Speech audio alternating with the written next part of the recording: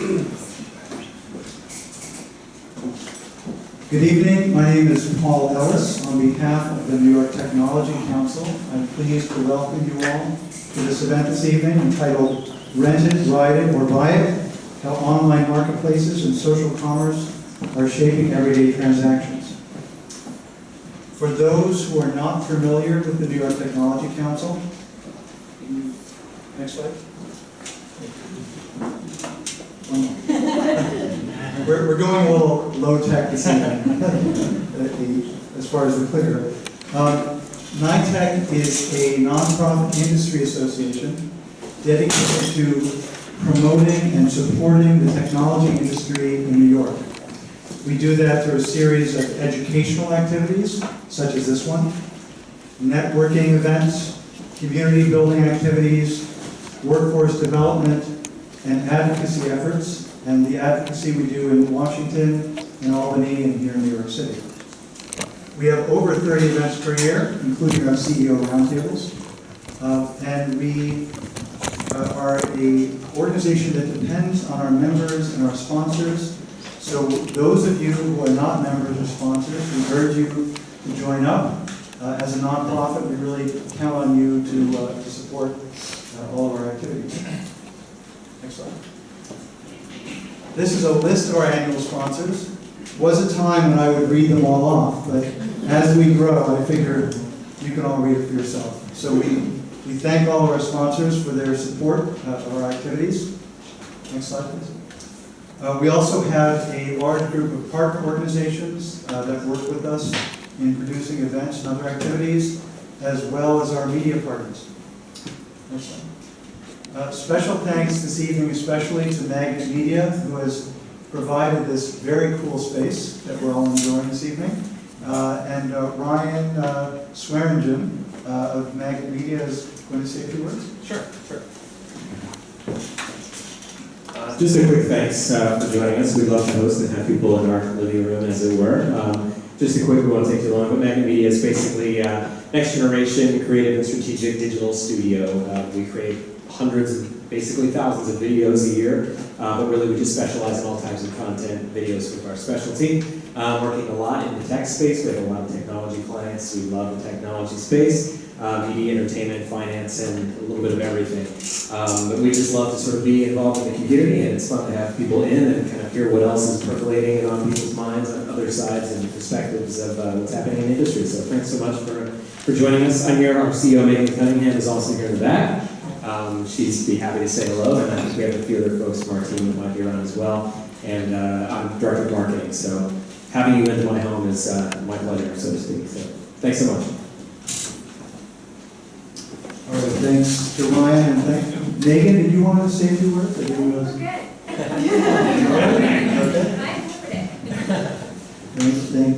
Thanks again to MagnetMedia. Thanks also to Wright, Tremaine, the law firm which has put this event together. Jim Rosenfeld is our moderator this evening. And Wright, Tremaine has really been a great sponsor of NYTECH and been very active, giving us a lot of support with these events as well as generally being a sponsor. So we thank them for their participation. The firm has a lot of breadth and depth in this area, so we really value their involvement in NYTECH and moving forward with our mission. So this is the legal track, or I should say it is an event in the legal track. For those of you who are regular attendees of the legal track, you will know that we have a series of events throughout the year intended to educate and inform people about legal events they need to know with respect to generally technology and new media companies.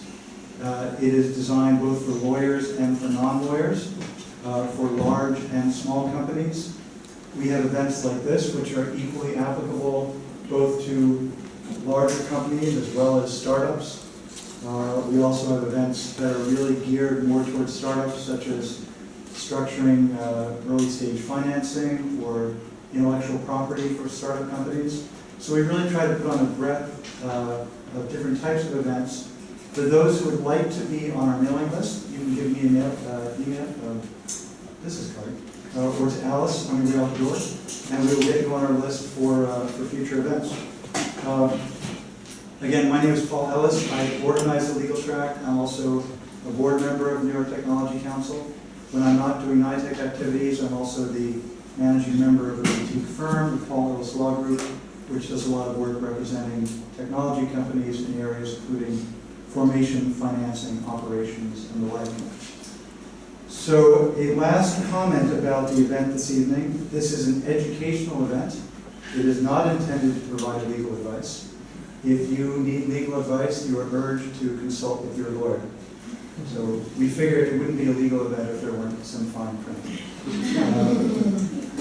With that, I'll just comment that if you'd like a copy of the PowerPoint, again, make sure you leave a business card. We will get that to you by email. And beyond that, I turn it over to Jim Rosenfeld of Davis Wright Tremaine, and I leave it to you to introduce the rest of the panel.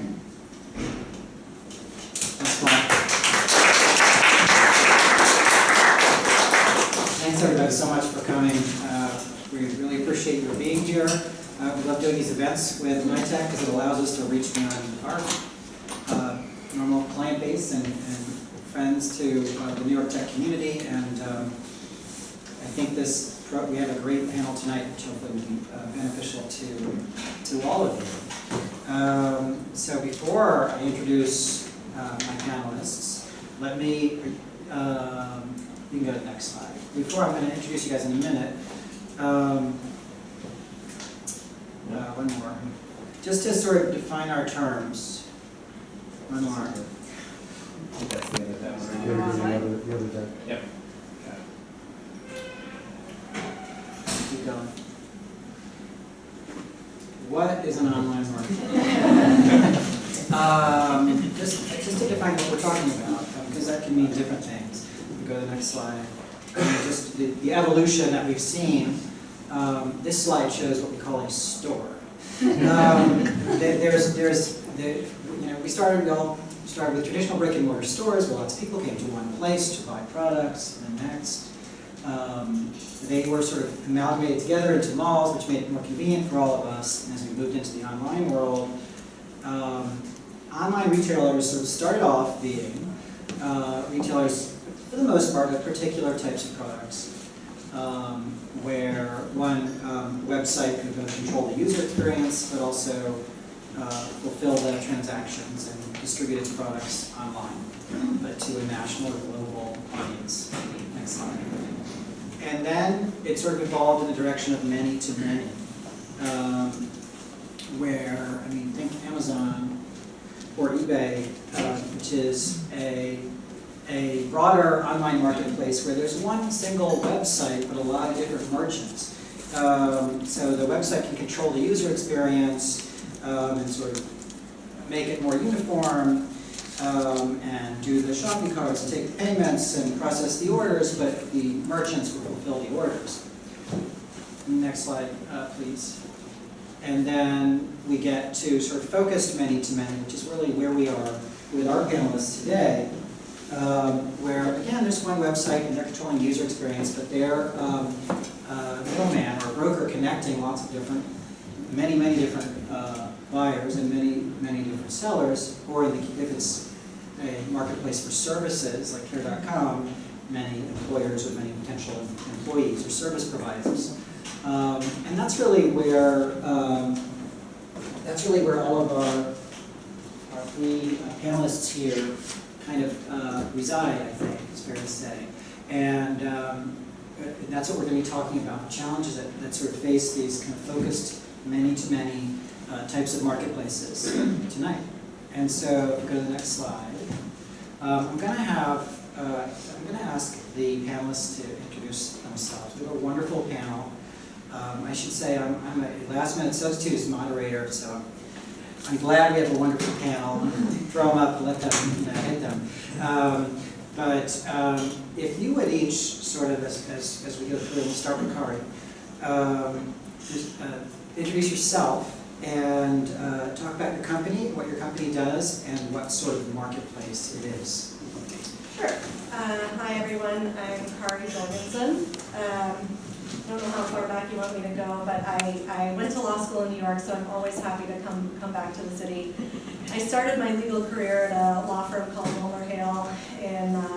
Boston, where I worked for 8 years in the corporate department. Then I started my in-house career at Zipcar, where I left in June to start at TripAdvisor. And TripAdvisor, as some of you may know, is the largest travel website in the world. We have over 280 million unique visitors per month. And I am responsible for legal matters across our global vacation rental business unit. And our vacation rental business unit is made up of 4 companies, 2 US companies. Flipkey is the biggest of those, and Vacation Home Rentals is the other US one. Holiday Lettings is the UK company, and then we have a Spanish company called Nayumba. Our customers are really both homeowners and property managers on the one hand, and travelers. And we offer homeowners and property managers two listing options. They can either pay a subscription fee to list with us for a year, or they can list for free and pay per booking in a commission-based model. Property managers can also pay per lead, per email or telephone lead. We don't really have a typical seller on our platform. It could be anyone from someone renting out their apartment if they leave the city for the weekend and they want to make a little extra cash, to someone who has a vacation rental home that they rent out for part or all of the year, to a property manager that manages 5 or up to 30,000 properties. Similarly, we don't really have a typical buyer. A buyer is really any traveler. It could be a family going to the city for a weekend. They might want the amenities of a home, like a kitchen, living room, just floor space, and you might get in a hotel. To a group of people renting a vacation home for a week or a month, to international travelers. So we're the platform for the listings.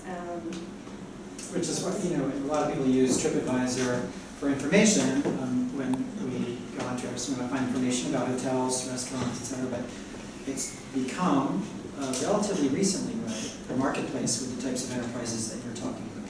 Yep, all of our 4 vacation rental sites feed into the TripAdvisor platform, so you can actually go onto TripAdvisor.com and see a vacation rental tab, and that's really, as I mentioned, 280 million visitors per month. It's really a powerful platform for owners and for travelers. Great. Okay, next slide. And Sarah, if you would introduce yourself and talk about Etsy. Hi, I'm Sarah Feingold. I'm Counsel of Etsy.com. Is everyone familiar with Etsy? Yes. Etsy is an online marketplace. Sure. Oh, I need a microphone. I'm so official. Etsy is an online marketplace where people around the world connect to buy and sell handmade, vintage, unique goods. And our mission is to reimagine commerce and ways to build a more fulfilling and lasting world. And I have some stats. I was the 17th employee of Etsy. I was the first attorney. I've been there for over 7 years. So I was the only attorney for 5.5 of those years, and now we're up to 3 attorneys. I've seen a lot. But I'm never up to date on our latest stats, so I write them down. We were founded in 2005. We now have 600 employees. We're headquartered in Dumbo in Brooklyn, but we also have offices in Hudson, New York, San Francisco, California, Berlin, Germany, London, Dublin, and Toronto. And more than 3/4 of Etsy sellers are women, most with home-based businesses. And so some of our Etsy sellers make a full living selling on Etsy, and some of our Etsy sellers see it as a hobby, and they make a couple sales a year and they're thrilled with it. Every time I hear a story of an Etsy seller who tells me how Etsy has changed his or her life, either from being able to, make a mortgage payment, or even buy their child a Christmas present or a birthday present, or even be able to, start their own career, it's really, really rewarding. And as of October 2013, we have crossed over 1 million active shops. So So if you're looking for anything to buy on Etsy, if you're looking for unique goods, please come to Etsy. We have a lot of things. Great. Okay, and Diane. Hi everyone, I'm Diane Musi, that's not me, that's Sheila Marcello, our CEO. I'm general counsel. I've been at Care.com for a little over 3 years. I was the first attorney there, we now have 4 attorneys. The company was founded in 2006, and we have our headquartered in Waltham, Massachusetts. We have offices in New York City, in San Francisco, in Austin, and in Berlin. We have about 450 full-time employees. We went public in January, so we're a really public company. And our business model is we have an online marketplace for finding and managing family care. So if you're looking for a full-time nanny to take care of your infant, if you're looking for an after-school babysitter to take care of your kids from the time they get out of school until you get home for dinner, if you're looking for someone to walk your pet, if you're looking for someone to take your parents to doctor's appointments, you can come to Care.com and hopefully find the person you're looking for. We have over 11.8 million members, slightly more care seekers. Those are the people who are looking for care for their loved ones, and the rest, about 5 million care providers.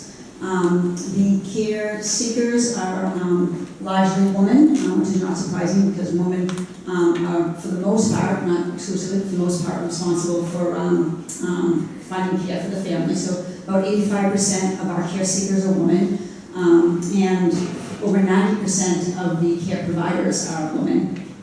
The care seekers, on average, college educated and make on average $75,000 a year. The caregivers, there's really a big range in caregivers, lots of college kids who are wanting to make some extra money, lots of full-time caregivers, could be nurses wanting to help people.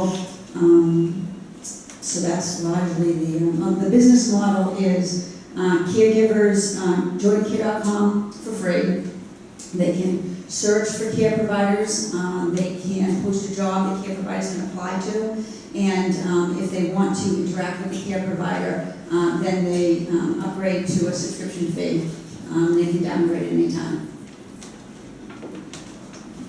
Great, thanks. And while we have 3 lawyers, and this was, as Paul said, this is on a legal track, we mean this to be a panel about legal issues, business issues, or any other types of issues that arise for these companies. With 3 large and vibrant companies with millions of users operating internationally, I can't imagine what those issues would be, but we're going to talk about some of them tonight. One thing that I wonder is that obviously there's a huge scale to these marketplaces, and there's a huge amount of people that either a buyer or seller can interact with. And so there's obvious advantages to that. Sometimes I wonder if people might get lost in the shuffle and be better off, peddling their own wares at their own website. Can any of you talk a little bit about the advantages or disadvantages to buyers and sellers of being part of a large online, what we call many-to-many marketplace with many different buyers and many different sellers? Yeah. In the vacation rental context, if you were to have, be one of the many, and let's say, for example, you're a property manager in Florida, getting traffic to your site would be pretty challenging. And from a traveler perspective, if you're looking for a place to stay in Florida, if you didn't have a bigger marketplace, you may have to go to the website of 50 property managers and to figure out what you want. The Flipkey and TripAdvisor marketplace provides a platform where you can go and look at every listing that you might be interested in Florida, compare them decide where you want to stay, and then if you choose, pay online. So both from the seller and the buyer's perspective, I think you can see there are efficiencies there. And as I mentioned before, our vacation rental sites feed into the TripAdvisor site. So you're talking about potentially reaching 280 million people a month, and that is just completely different league than being a property manager with a website that no one might ever find. Our listings also feed into the TripAdvisor robust rating system, so that's another advantage to I'd say the owners and the travelers. You can learn a lot from the commentary and the ratings about what you are potentially buying online. Great. And what about services though? I mean, a babysitter is a local service provider, and so there aren't as many advantages, I would think, to having a listing that could be seen internationally. How does it play out in your business? Sure. Sorry, it's just a hand. So, well, I think, in terms of the care seekers, the people who are looking for care, I think that there are probably three primary advantages to them over using care.com to a traditional way of finding care. The more traditional ways of doing it are one, through an agency, whether it's a nanny agency to help you find someone to take care of your child, or a home care agency to help someone take care of your parent. Another traditional way of doing it is word of mouth, asking family and friends, do you have anyone I can use? And the other way is sort of classifies, whether it's online or offline. Newspapers, something like a Craigslist, to look for someone. And I think the advantages to care.com are one, cost. It costs between $35 and $40 a month to be a care seeker on care.com looking for someone. You can downgrade once you find someone. The average nanny agency costs $3,000 to $5,000. And obviously when you're using a home care agency, the price per hour is anywhere from 25 to 50% more because of the middleman than if you were to go directly through care.com. Another advantage, in addition to cost, is comprehensiveness and efficiency. When you're talking to family and friends, there's only a small pool of candidates that they have, and oftentimes your family and friends like their babysitter and they want to keep them, in terms of efficiency, on the care.com website, because we're targeted to this population, we have robust profiles that caregivers fill out where they can answer a bunch of questions. You can do a search on, I'd like someone who speaks Spanish and has their own car and is willing to take care of, 2 children and a pet, and we'll do it on Thursdays and Fridays. Through Craigslist, it's hard to do a search and find those people because people just put a little bit of information and you have to really go searching for it. So I think those are the real benefits on the care seeker side. On the caregiver side, the benefits are you just have a huge pool of over 6 million care seekers that are looking for people. When they post jobs, you can actually on your own go searching those jobs, find ones that you think are appropriate for you, and you can apply to them. So it's just a much more proactive way of being able to find someone. And also because of the different features we have on our site, you can sort of professionalize yourself. You can put together a resume. You can show the different skills you have. You can elect to say whether you're willing to accept online payments and other things like that.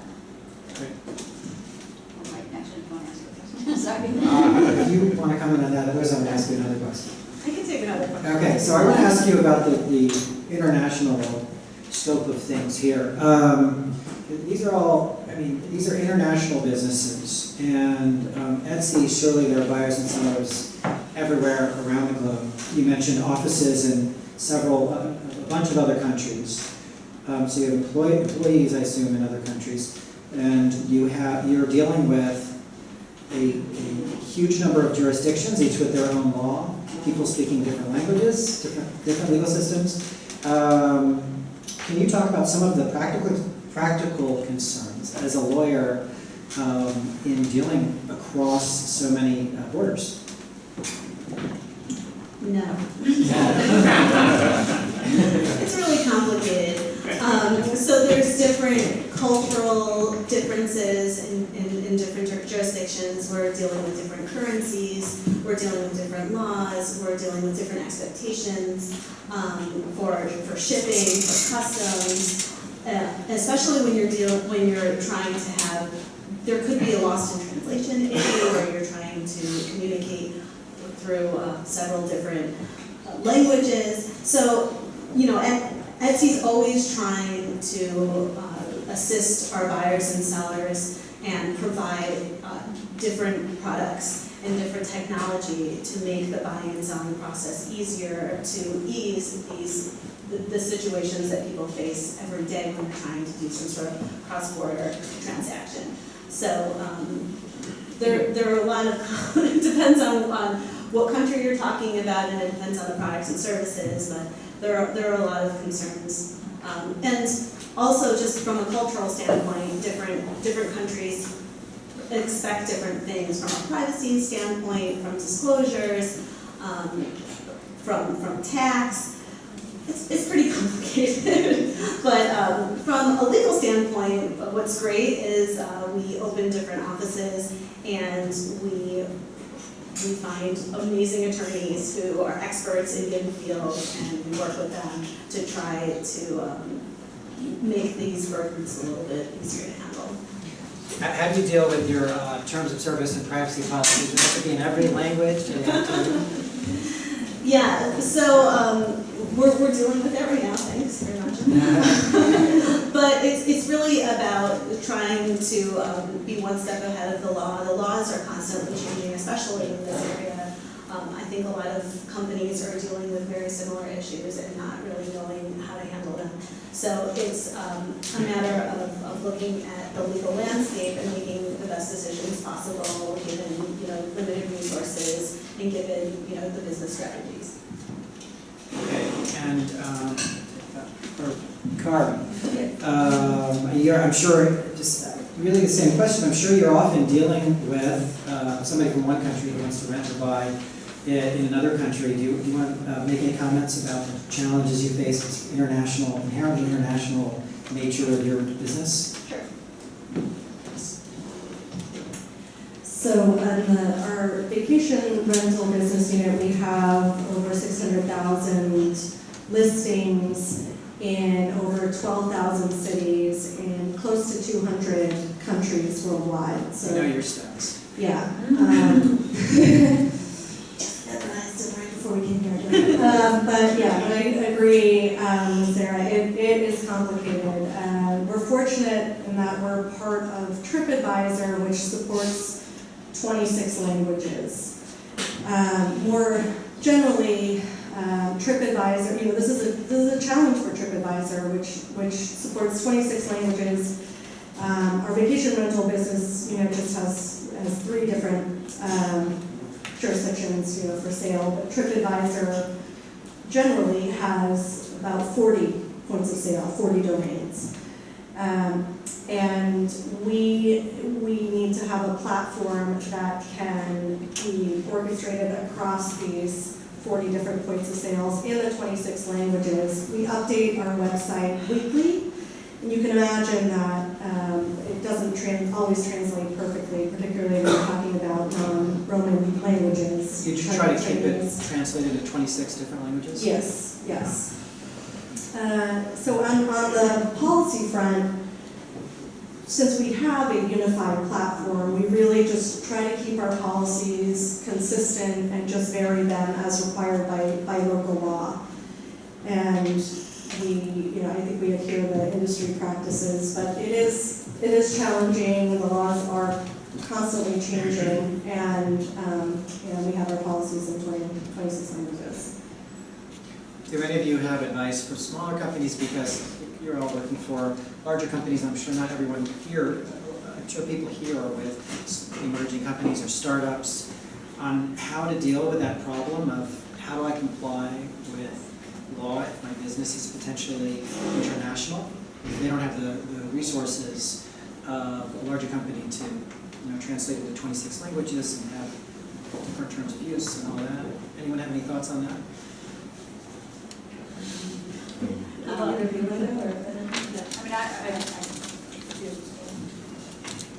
I think one of the things you can do is try to find which jurisdiction, figure out which jurisdiction you're going to be in, and which jurisdiction has some of the strictest laws. For example, with privacy, and you could, talk to a lawyer there and then have your policies comply with that. Because if you're complying with the strictest one, then you'll be okay in others. You gotta sort of find out how to manage the risk. What are the biggest legal risks, and focus your energies there. I think you certainly need to engage outside counsel in the country you're in and say, this is what we want to do. What are the most important things we need to to be aware of, and work from there. And just to add one more point, when you're trying to grow a business, sometimes it's in your best interest to kind of take a little bit of a legal risk. And so, listening to outside counsel too much could be burdensome and could hinder some of your growth. So really pushing back and trying to understand, what are the real risks for it, and can I maybe slide under the radar for a little while, and when is it time for me to really get everything all put together and to really deal with all those risks.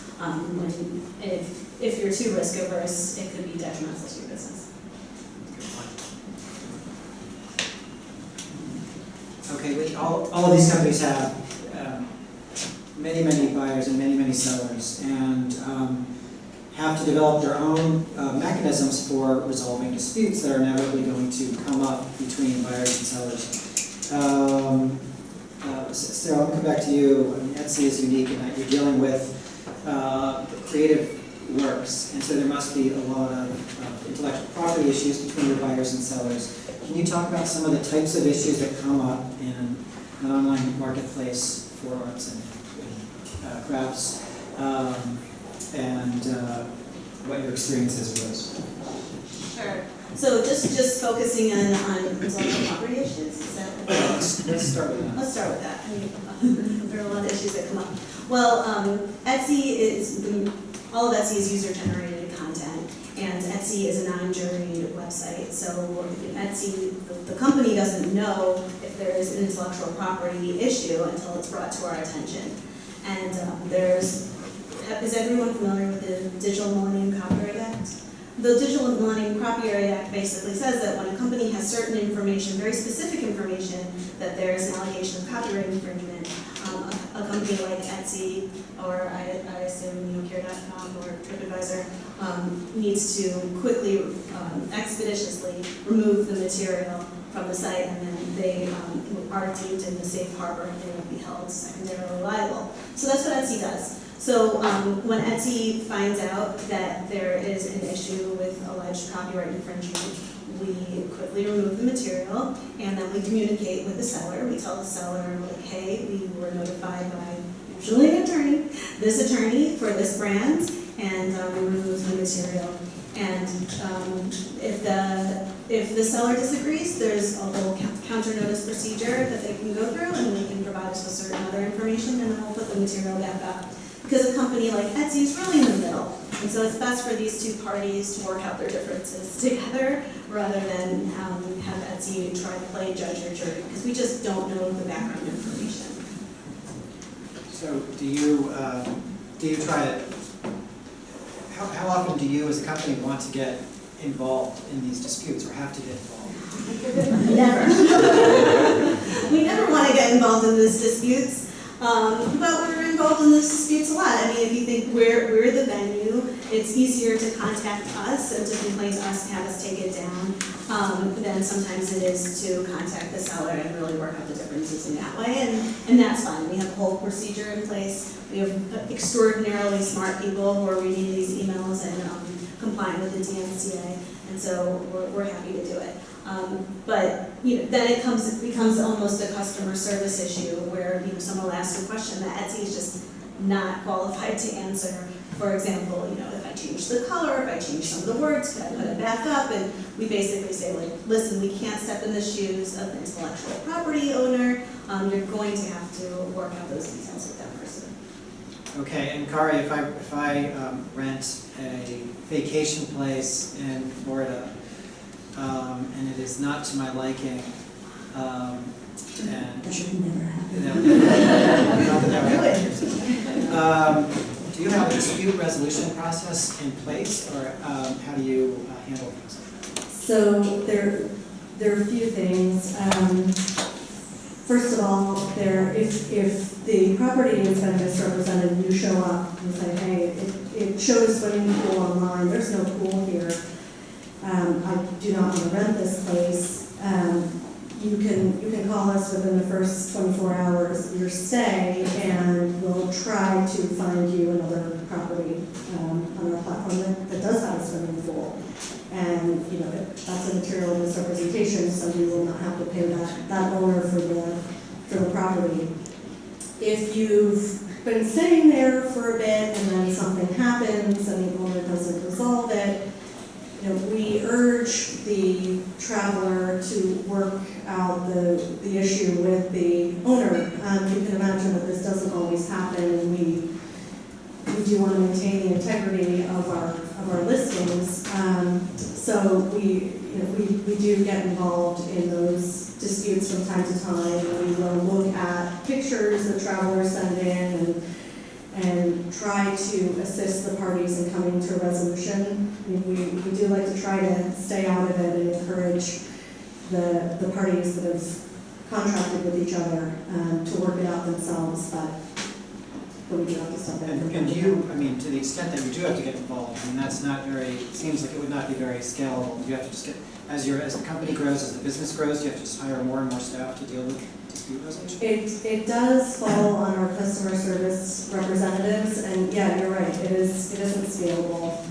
You know, we have established protocol for dealing with certain situations that recur, and if a listing is misrepresenting the property, we will take it down. We have broad discretion to take listings down. And also there's the policing aspect that's driven by the TripAdvisor rating system. If you show your place with a pool, or if it's just, you know, cat hair everywhere or something like that, you just don't like it, you're going to get dinged in our rating system, and then fewer travelers are going to rent from you. So, you know, that policing system helps our business. Okay, great. And Diane,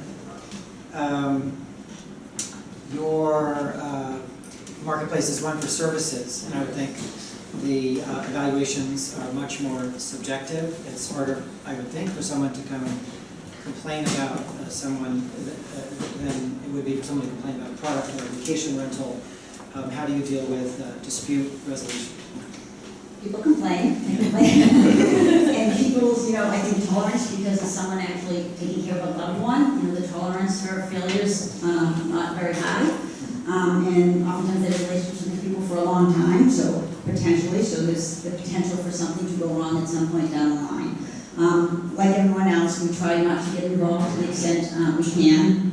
We're very clear on our website in our terms of use that we do not employ the caregivers, we don't recommend or refer the caregivers. You know, we are an online marketplace for finding them, but we're not responsible for the actions of either our care providers or the care seekers. That being said, if, you know, we get if they're suing each other, we get a subpoena that we have to provide information. To the extent required by law, we'll provide information. If it's a criminal matter, and unfortunately sometimes it is, we will certainly work with the authorities to the extent we can, you know, in accordance with law and with the terms of our privacy policy. One of the things we will tell, we have broad discretion too as to what we do when we hear about a complaint, and we have pretty much decided to err on the side of caution because the safety and security of our site and of the members is about most important. So, you know, if a member tells us something about another member that leads us to, you know, makes an allegation that refers to the, whether the person has been abusive or stolen something or things like that, we will generally take the member off the site. The member calls and complains, we refer to our terms of use, which says we can terminate someone for any reason or no reason. We don't want to get involved in the reasons why we're doing it, but we just really want to err on the side of caution. What else was I going to say about that? One thing, if it's something minor, person didn't show up for an interview, we have good protocols for when we'll remove someone, when we won't remove someone. Something like that, we typically say, don't hire the person, and we can write a review. And we will let a member write one review on another member, and we'll let that member do one response. We don't want to keep going back and forth. We allow one each, and it has to be something that's not, inappropriate. You mentioned, when members, engage in abusive conduct. And to what extent is Care.com responsible for the conduct of its members? You're just connecting people and then the relationship goes on. Yeah. So, we don't think we're responsible. We are very clear in our terms of use that we're not responsible for the conduct of people.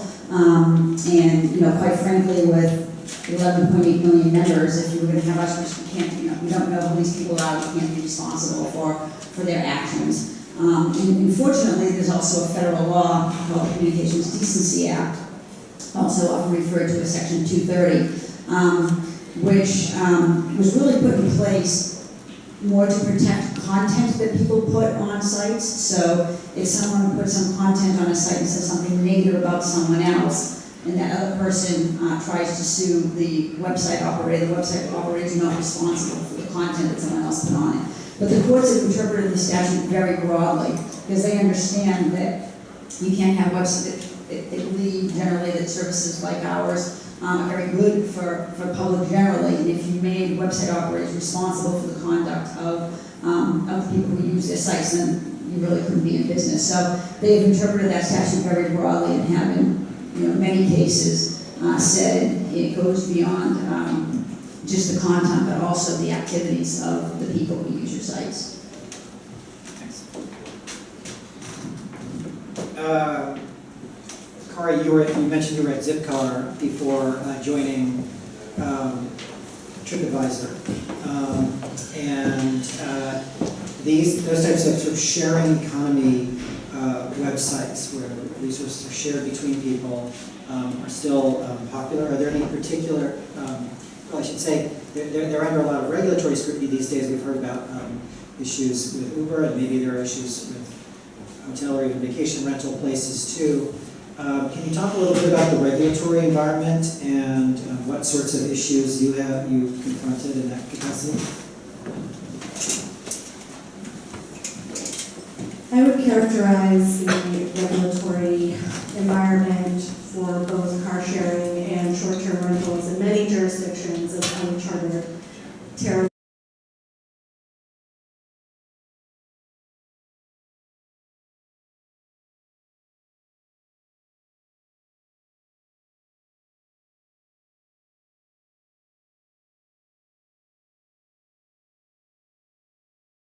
Kari mentioned that your businesses all started out as traditional businesses.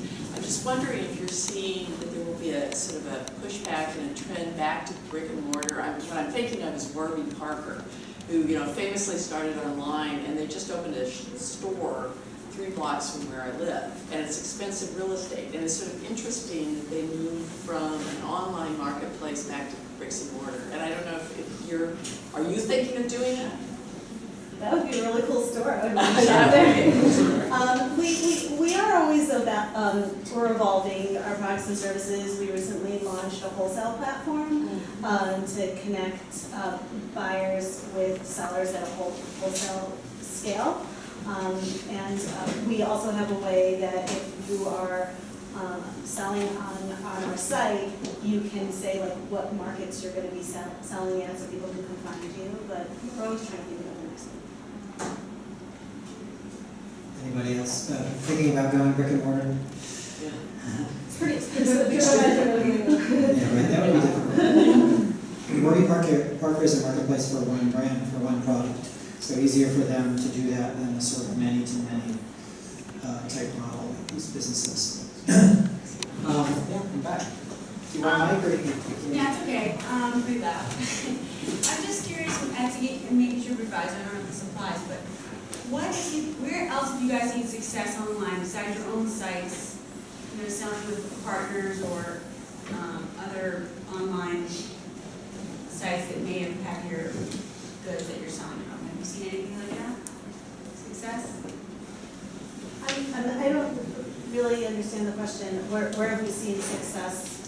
So, are you selling anywhere else besides your own website? Like eBay, Amazon, any other Etsy sites? is primarily online, and so each of the Etsy sellers has their own storefront where they sell their products. And then you would sell through eBay, she said, for No. eBay or Amazon? No, Etsy doesn't sell through eBay or Amazon. Well, We touched a little bit on the regulatory environment, and it seems like some companies like Uber and Airbnb are almost engaged in trench warfare right now with regulators in different parts of the country. This is probably more for TripAdvisor and Care.com, but I'm curious, do you find that the regulators are generally open to working with you, or is there more of a, they dig in, say this is the law and thou shalt not, cross, or what's the general response that you get from regulators? It depends on the jurisdiction, very much on the jurisdiction. I think you mentioned two companies that are more on the aggressive side of working with regulators. And they're, I think that both Uber and Airbnb have also used grassroots to sort of help them with their work on the regulatory side. I was just on a panel last week with Brian Worth, who's the federal public policy lead for Uber. And he mentioned that earlier this month there was a ban on Uber in Hamburg, Germany. And within days of that ban, their signups in Hamburg went up 590%. So I think for Uber in particular, the jurisdictions that have banned their service are going to have to eventually respond to what the customer and constituents want and come out with sensible regulation. I would imagine it varies depending on the power of, the relative power within any given marketplace of the incumbents. Uber's going against the taxi companies, and Airbnb is going against the hotel industry. Do you have any thoughts about that? Yeah, I think that's right. I mean, there are incumbent businesses that resist this, but the new business models, but that doesn't mean there should be an outright ban on them. And I don't think Airbnb, Uber, and I know certainly at TripAdvisor, our vacation rental business side, we don't advocate no regulation. We just would look for regulation that's sensible and easy to comply with. Yeah. Can I just kind of follow up to that, actually? I think probably especially for TripAdvisor Care. I mean, a lot of the questions are around, you have these individuals who may not be licensed. In the case of a hotel, they don't necessarily have the same safety standards in their properties. They don't necessarily have, the health and welfare. Some of it's taxation, obviously, too. But generally, one of the criticisms is that, these are individual proprietors who are all over the place in terms of their standards. And I think, certainly for Care.com, as you mentioned, a lot of these services are regulated. I mean, in some way, not necessarily you're regulated, but the individuals in terms of child care, in terms of elder care. I mean, I guess for both of you, what do you think about the scalability of regulations, and if a requirement came to pass that said you have to certify, or you have to check the licensure, for example, of your care providers, or you have to in some way confirm that properties meet certain standards, do do you think that's, I mean, obviously it's not your ideal outcome, is that something that you thought about in terms of scalability if those come to pass? Verifying the suitability of properties is just not something we could do with 600,000 listings and growing. There's no way, in nearly 200 countries, there's no way that we could actually go in and inspect all of these properties. And we do have a number of safeguards in place that I mentioned before to try to ensure that places are suitable and are as represented on our website, but I can't envision a way that we could actually go and verify that the properties are actually safe and they are what the owners claim them to be on our website. I say similarly for us with 5 million caregivers, we can't verify that they're all, good people or they're all saying the truth. If we require them to, if we had to do an interview with all of them, that, it would just blow up the business model. Fortunately, a lot of the laws and regulations apply to larger type entities. So, daycare centers and childcare centers have a lot of regulations, but an individual taking care of a child, there's not really a lot of regulation in that regard. Even for, employers, where there's, anti-discrimination laws, they really only apply to, at the federal level, you have to regularly employ at least 15 people to be subject to those laws. And most of the, family members on our site who are looking to hire someone, maybe they have, who they regularly employ, 1, 2 people. I mean, not many of them are going to have 15 people who they're regularly employing. So, so a lot of the laws just, I don't think, apply. So that's, that's something we have like one state that when people do things from their home, when they have take caregivers in their homes, sometimes there's some regulations on that, and we're now limiting like how many people you can have in your home if you're on a site, because if it's more than a certain amount, then there would be some regulations in some states that we have to make sure that we're doing some type of vetting that we can't do. Do you allow people to claim licensure, or is that something? Is there a field? Is there, if I wanted, let's say I do have a license for something, do you actively eliminate that, or is that something I could put on my? We would let you put it on. You can say things like just CPR certified and things like that. And, we don't verify it. We encourage our members to verify everything that's that they're told on the site. And there are federal legal protections to guard against that risk too. I mean, Sarah mentioned the DMCA. She had to monitor the intellectual property of millions of things going across your site. That would probably be crippling to their business. So the DMCA says you're not responsible if you're infringing, but if you are notified about it, you have to take it down. And Diane mentioned Section 230 of the Communications Decency Act, which basically is an immunity from liability for websites and other internet service providers for content posted by third parties. So if there's things posted by third parties that are defamatory or violate somebody else's rights, you have those protections. We'll do one more question. I actually like to follow up on that question. I think there are some really important things that come out of it. And it's all well and good to say sort of, oh, it's not practical or feasible for us to vet all of the people that use our site. But I think from a philosophical and a practical perspective, I'd really be interested in hearing your thoughts on why it is that scaled, say, child care centers are regulated, and appropriately so, but that the kinds of caregivers on a one-to-one basis that use care.com, for example, are not. I think that it's intuitive that should be the case, but I think that a lot of the friction around regulation of this sort comes from sort of a lack of clear thinking about where that line lies. I'm thinking also of Airbnb. I mean, the notion that someone lets out their home for a long weekend while they're away, and they should be regulated to the same standard as the Hilton hotel chain. There's something wrong about that, but I haven't seen a lot of really good thought put into articulating where that line lies and why that distinction should be made.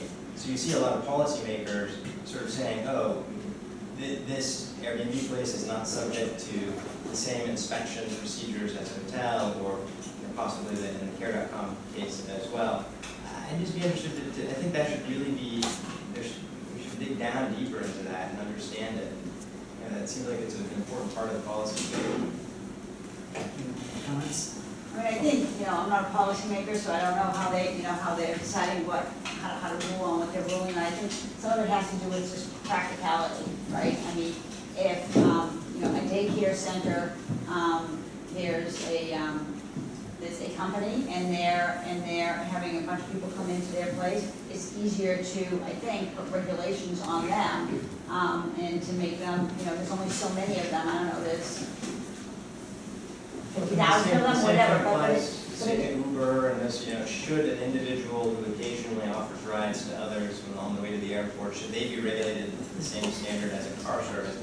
It sounds like it sounds like this is not something that you've thought about, so I just also sort of lay it out there that it's an important area that someone should deploy some real research and thought on, because it seems to be that intersection is where you've got policymakers who insist that these sort of peer-to-peer type of transactions live up to the same standards as like major enterprises. Intuitively, it doesn't really make sense, but I think that's where a lot of the friction lies. I want to thank you all for being here. Thank MagnetMedia for hosting us, and NYTECH for creating the institutional home for these presentations. And most of all, I'd like to thank our panelists and ask you to give them a round of applause for a terrific panel.